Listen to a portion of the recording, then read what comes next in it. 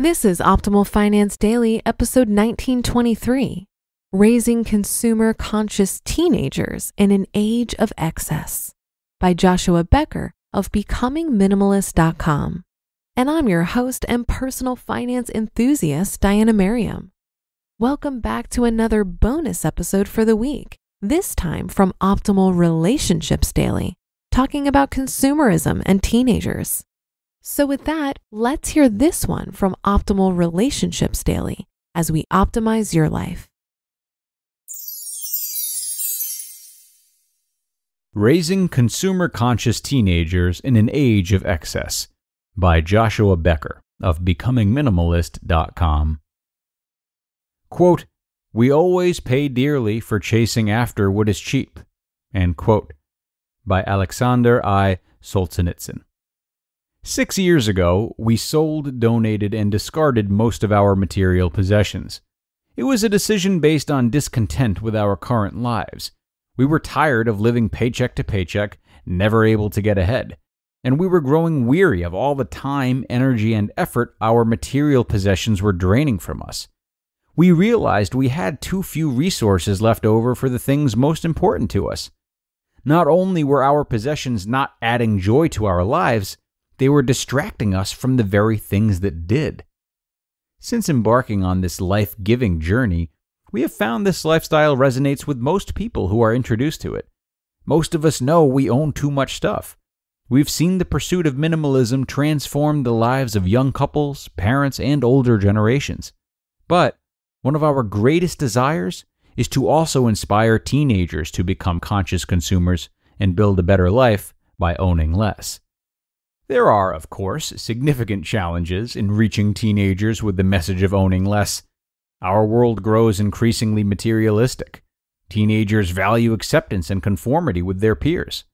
Advertisers routinely and intentionally target the young adult demographic.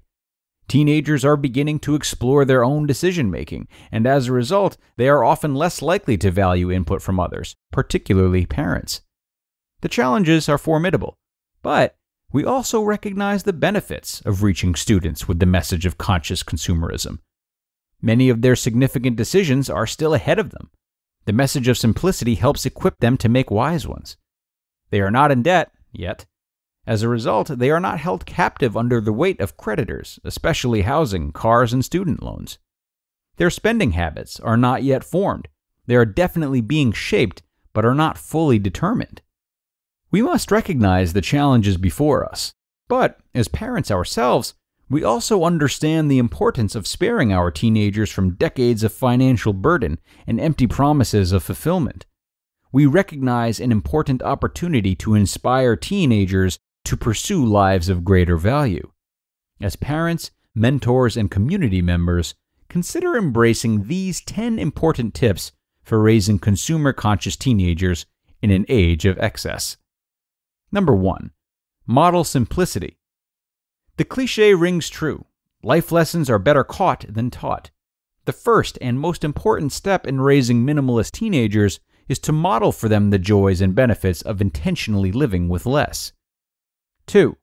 Encourage idealism. Many teenagers embrace idealism and desire to find a cause that can change the world, but far too often, teenage idealism is misunderstood and/or discouraged. It ought to be encouraged. Allow children of all ages to dream bigger dreams than cozy homes, cool cars, and white picket fences. 3. Volunteer as a family. Be active offering your time in the community through a local food bank, soup kitchen, or community organization that serves the underprivileged in your area. 4. Watch less television. It's not as hard as you think and has immediate positive results for you and your child. 5. Make teenagers pay for expensive items themselves. Every parent ought to provide food, clothing, shelter, and basic necessities, and every parent should give good gifts to their kids. But asking your teenager to purchase expensive items with their own money will create a stronger sense of ownership and a better understanding of the relationship between work, money, and consumerism. 6. Encourage teenagers to recognize the underlying message in advertising. Advertisements are not going away and can never be completely avoided. Help your child read behind the marketing message by often asking, what are they really trying to sell you with this advertisement? Do you think that product will deliver on its promise?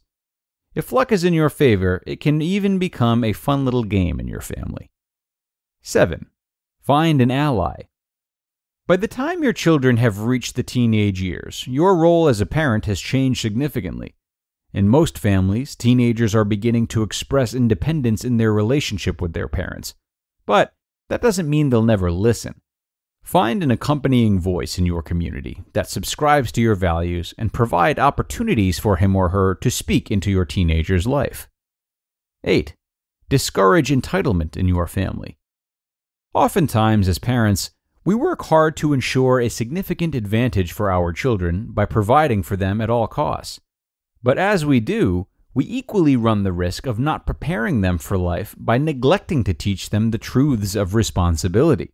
It is hard work maintaining the possessions of life. Lawns have to be mowed, cars cleaned and maintained, laundry sorted, rooms tidied. Expose teenagers to this truth as early and as often as possible. 9. Travel to less developed countries. This world is big, and the cultures are varied. Some of the most teachable moments of my teenage years occurred while visiting third world countries and experiencing the living conditions of those who live on so little. An estimated 6 billion people live on less than $13,000 a year. Their joy and peace has served as an inspiration to me even up to this day. 10. Teach them what matters most is not what they own, but who they are. A man or woman of noble character holds a far greater asset than those who have traded it for material possessions. Believe this truth, live this truth, and remind the teenagers in your life of it as often as possible. We have chased happiness, joy, and fulfillment in the pursuit of riches and possessions for far too long. It's time we intentionally raise a generation that values greater things. You just listened to the post titled, Raising Consumer-Conscious Teenagers in an Age of Excess by Joshua Becker of BecomingMinimalist.com. More wisdom from Joshua Becker today, to no one's surprise. It does get more challenging to try to instill lessons in teenagers. But I think as far as minimalism goes, Joshua has laid out some great ideas for how to set an example in that way. The other half of that, of course, would be maintaining the trust of your teenager by respecting their choices and being a good communicative parent. It should go without saying that any teenager is most likely to pick up habits from a parent that they are particularly close with and feel particularly heard by. So, when it comes to lessons of minimalism or anything else for that matter, know that the undercurrent of any of them is a relationship in which they have reason to want to follow in your footsteps. The further away that is, the more kids are likely to not only not repeat your behavior, but purposefully do the opposite, minimalism or not. Teens are tough, and it was nice spending some time talking about them in particular today because we don't hit them too much.